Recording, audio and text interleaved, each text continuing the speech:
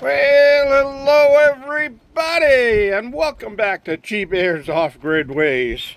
Another windy homestead in the desert, tearing up my flag. What can you do? So everybody's laying down and cooling off here now that the winds are picked up a little and the shade is here. It's definitely was another hot one today. I saw 101, 102 on the high temperature. So I got some things going on. I'm going to have to get out to do some watering in the garden. I'll probably do that right after this video while it's uploading. But I did a video yesterday about the Classic. I downloaded or brought in 9.9 kilowatt hours today through this thing, and right now it's down to only 11 watts coming in with 40 volts, 9 amps, and batteries are at 13.2. I've been running air conditioning and ceiling fans all day, so working its butt off to keep up. The rover's still got power coming in, but I'm going to be doing some modifications here. And one of the things I've got to do is get out, and it's been a long time since I put all these panels in here.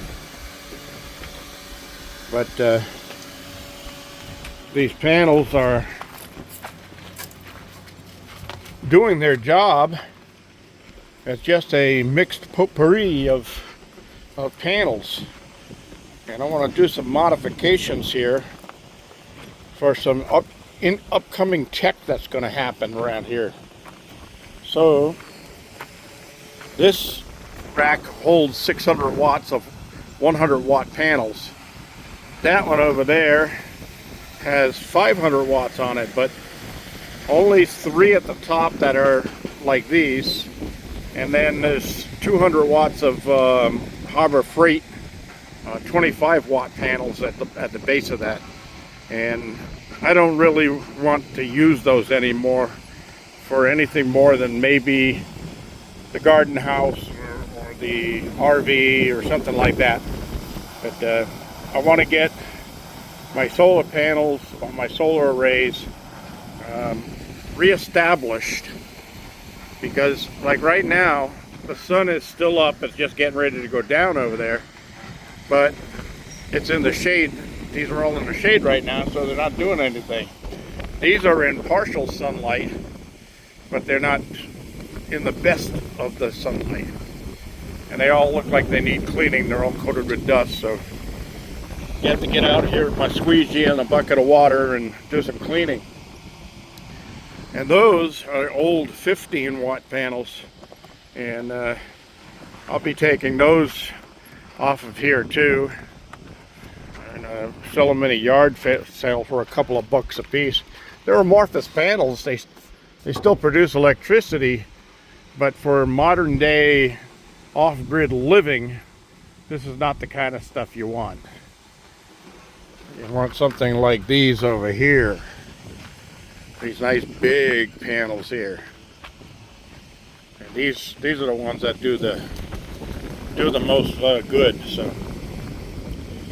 So what my thoughts are is I might be able to drill and anchor a chain on the slab and then dig out in front of it, and then drag the whole slab over in that direction to get it out further away from the cabin. Because in the morning when the sun comes up over there, everything over here is kind of like shaded on these things. And then when it goes down over there at night in the summertime, then it's of course, like right now, they're all in the shade, they're not producing anything. But if they were moved out further, they'd be like these and still bringing some power in. I think whatever we saw on the gauge in there, 60 watts or something. But something would still be coming in. So my contact down in Orange County let me know that he's got some more large panels, and what I may do is sell all of these to a neighbor who doesn't have a lot of money but's in need of setting up a solar system for his little RV that they live in, he and his girlfriend live in, and maybe these will be of some service to him. And the money I earn on these, I sell them with 40 bucks a piece or 30 bucks a piece or something like that, and he can use all of these for his solar. In the meantime, never knows there's 2 screws missing out of that bracket on these 2 panels. That's a little unnerving. They couldn't have backed out by themselves. None of the others did. So anyway, that's what I'm thinking of doing, is sell these, get the money from these, so that I can buy a couple of these, which are larger panels, at my cost, and replace them on this rack, but bring this rack out further. And I'll get rid of those Harbor Freight solar panels that are down there. Those have blown over and they got cracked glass in them, but they still all work. So maybe I'll just sell $25 for all 4 of them. They still produce electricity, and the rain doesn't bother them or anything like that. And they can have the rack and everything. I don't need the racks. So maybe see if he's interested in that part of it. So I gotta get things going here, because we're getting late in the year here, and once winter comes, it's gonna come fast and fierce. So I was just responding to Sherry, the secretary's, a lady in the desert's video, and telling her that yeah, she's up a lot further north than me, and she's higher up in the hills, so she's gonna get more cold faster and longer. It's gonna be there longer through the winter.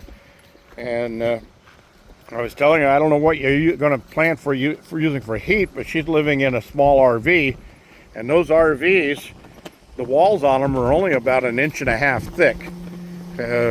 Just because there's insulation between the metal and the inside panels doesn't mean that they're well insulated. They're not really designed for living in freezing cold temperatures, and they get cold fast inside those things. They really do cool down quick. So using propane to stay warm, if you were camping for a weekend, a bottle like that would be no problem. You could stay warm, run your heater 24/7, and 2 days, and plus cooking and all of that stuff, and that little bottle will work. But I have this big cabin, and this cabin is really well insulated, and ceilings, floors, walls, everything super insulated, and all the walls are, all the windows are all gas-filled dual pane windows, so they've got some good insulatory value to them too.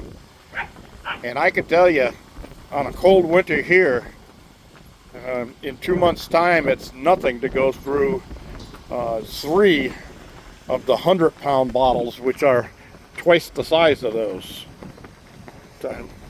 That's only a little, well, that's not even a 50-pound, that's only a 30-pound.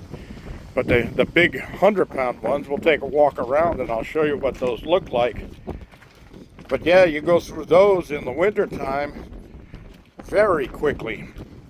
And you can't think that setting up a couple of solar panels and a couple of batteries and running a little electric heater is going to keep you warm inside of an RV. Not when the temperatures get well below freezing. Then the other thing is, any pipes that are exposed outdoors have to be covered. Now you see, I had those insulated, and the dogs and birds and other animals have torn all the insulation off, but I've got to get those insulated again before the winter comes and the freezing temperatures come. Although that is shark bite, and they are rated really well for freezing temperatures, but you could end up with burst water pipes, and then you lose all your water, and you got pipes to repair, and nobody wants to lay on the ground underneath an RV in the wintertime. So these are the 100-pounders, okay? And these hold 25 gallons each. I've got 3 of them. And right now, I haven't been over here to check for a while, but let's see. That's still in the full stage. This one's shut off, so. But see, yeah, right now, it's summertime, so I hardly use any propane whatsoever. So this one's still full, this one's still full. And I've got to get the money that's going to cost me about $96, I think it is, to fill that one. And that'll be my backup. And I'll have to have 3 full ones starting into the winter, because they go fast in the winter.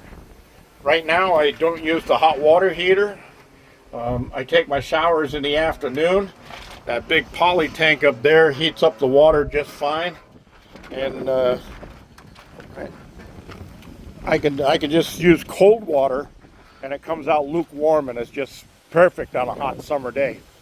So, and I used to take showers out here in that thing, but that's only good in the summer. You can't use it in the winter. But I've got to drain the water out of those 2 barrels, because all those plastic pipes that have water in them, they'll all burst when the winter comes. So those are things that you have to pay attention to when you're thinking about moving off grid. It's not just, well, I'm moving off grid, yay, I've got my own little piece of land and I'm going to be fine. Oh, you've got to do a lot of planning, and you've got to work fast. You got to get ahead of Mother Nature, because she waits for nobody. Right, girl? What are you doing? Limpy. You're a good dog, but boy, are you a needy dog. Constantly, always right there, wanting your head scratched. And then when I scratch your head, doggy daddy comes running because he gets jealous. Anyway, that's about it for today.